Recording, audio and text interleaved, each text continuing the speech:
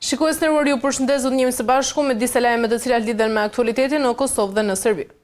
Për ministren e punëve të jashtme të Austrisë, Bet Reisinger, dialogu mes Kosovës dhe Serbisë i ndërmjetësuar nga Bashkimi Evropian nuk mund të ketë alternativa të tjera. Në vlerësimin e saj, Vjena zyrtare mbështet plotësisht dialogun, me që ky proces është e vetmja rrugë e qëndrueshme për të ecur përpara.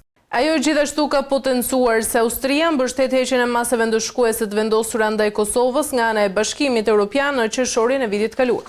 Kryediplomati austriake ndër të tjera ka potencuar se nëse Serbia e sheh veten si shtetin me rolin më të madh në Ballkanin Perëndimor, atëherë ajo duhet të jetë edhe përgjegjëse, veçanërisht kur bëhet fjalë për rolin e Serbisë në forcimin e bashkëpunimit dhe stabilitetit rajonal. Në agjendën e publikuar në faqen zyrtare të Këshillit të Europës për takimin e Komitetit Ministrave që do të mbahet në Luksemburg më datën 13 dhe 14 maj, aplikimi i Kosovës për anëtarësim në këtë institucion nuk figuron. Kusht për procedimin mëtej të aplikimit Kosovës për anëtarësim në Këshillin e Europës ka qenë zgjidhja e kontekstit pronësor në manastirin e Deçanit, si dhe themelimi i asociacionit komunave me shumicë serbe. Kryeministri i Kosovës tashmë në dorëheqje Albin Kurti më parë ishte pajtuar që të zbatonte vendimin e kushtetueses për tokat e manastirit. Kryediplomatia kosovare tashmë në dorëheqje kishte provuar vitin e kaluar që në momentet e fundit t'i binte shtetet e Këshillit të Europës për ta përkrahur Kosovën, duke u zëtuar përmes një letre se Kosova do ta nënshkruajë draftin e asociacionit edhe se do ta dërgonte atë në kushtetuese. Kosova ka aplikuar për të anëtarësuar në Këshillin e Europës në maj të vitit 2022. Në mars të vitit 2023, kjo organizat vendosi t'ia përcjellë këtë kërkesë Asamblesë Parlamentare të Bashkimit Evropian për mendim. Në prill të vitit kaluar, Asambleja Parlamentare mbështeti pranimin e Kosovës në Këshillin e Europës dhe ftoi Komitetin e Ministrave të merrte këtë vendim. Komiteti i Ministrave është organi ekzekutiv i Këshillit të Europës, i cili përbëhet nga ministrat e punëve të jashtme dhe që mblidhet një herë në vit. Vendimi merret me shumicë prej 2/3 të ministrave të pranishëm në takim. Ambasada e Mbretërisë së Bashkuar në Kosovë është shprehur thellësisht e shqetësuar me rangimin e Kosovës në vendin e 99 në indeksin vjetor të lirisë së shtypit i përpiluar nga organizata Reporterët pa kufi.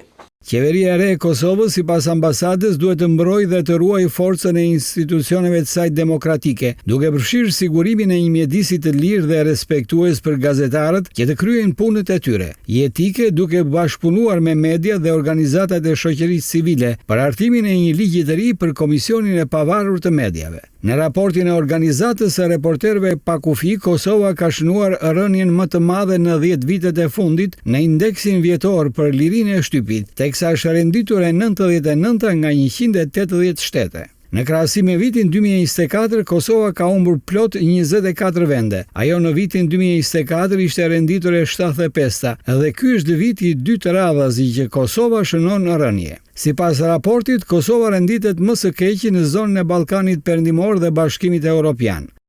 Raporti gjeti se në Kosovë, Slovaki, Bosnjë Hercegovinë dhe Serbi, mediat janë duke u përballur me krizë ekzistenciale për shkak të shkurtimeve buxhetore dhe kontrollit politik. Marta Koz, komisionerja europiane për zgjerim, para disa ditësh pati një vizitë në Beograd. Elita pro-europiane në Serbi priste një dorë të fortë nga Marta Koz dhe një qasje shumë të reptë, sepse ajo e treguar nga komisionerët e mëparshëm në atë pozicion, Oliver Vajheli dhe Johansen Han. Por me gjithatë shumica serbe nuk priste asgjë të veçantë, vetëm një vazhdim të drejtimit strategjik të politikës së jashtme të anëtarësimit në Bashkimin Evropian që ka qenë në fuqi nga viti 2012 dhe ardhja në pushtet e Vučić.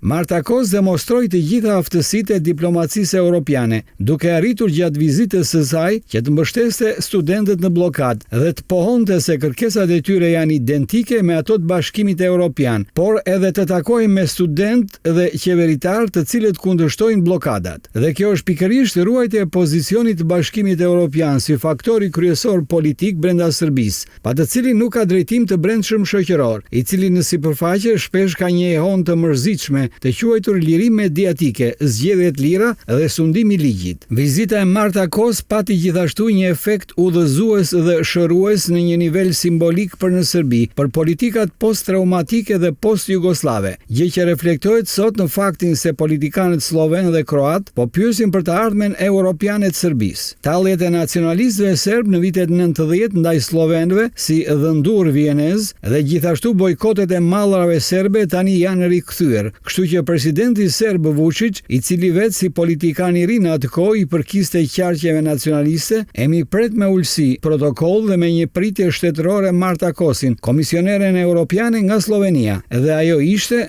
pa dhe u kthye në Europë. Gazetari Ruben Avxhiu në një shkrim autorial lidhur me vizitën gjysmake të presidentit serb në SBA shkruan se në Beograd flitej se Vučić do bënte histori në Amerikë, teksa do të takojë privatisht me presidentin Donald Trump dhe pas kësaj do të bënte një marrëveshje historike që do të ofronte gjëra më shumë interes për SBA. Ndërmjetësi vizitës ishte Rudy Giuliani, i cili tani është bërë lobist dhe vërtitet nëpër botë për të peshkuar të interesuarit për akses të presidentit Trump. Papritur Vučić deklaroi se ishte ndjer keq dhe u kthye urgjent i sëmur në Serbi. Por askush nuk e beson këtë dhe vetë serbët më shumë se kushdo tjetër janë duke u tallur me presidentin e tyre në rrjetet sociale. Ka shkruar Avxhiu duke shtuar se në qendër të humorit është intervista e vetme që Vučić dha në Florida me gazetarin që ka një podcast dhe që e quan veten Doktoresh Maria. Te fol gjëra gjatë, presidenti Vučić e habiti Doktoresh Marian me zgjuarsinë e tij dhe ajo i bëri tag në rrjetin X edhe sekretarit amerikan të tregtisë. Maria në fakt nuk është gazetare. Intervista është dëgjuar pothuajse ekskluzivisht vetëm nga Serbia. Maria nuk është as doktoresh, megjithse përdor DR përpara emrit të saj. Ajo është vetëm infermiere dhe qelloi që u kujdes për 81 vjeçarin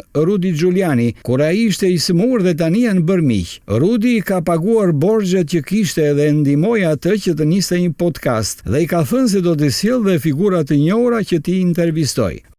Vučić i shkret kujtoi se e kishin sjellë në SBA që të takonte Trumpin, në fakt e kishin sjellë për të takuar Doktoresh Maria, nuk ka fajshë u smur dhe e ka folur me vete gjatë rrugës për në Beograd, shkruan në reagimin e tij më të fundit gazetari Ruben Avxhiu.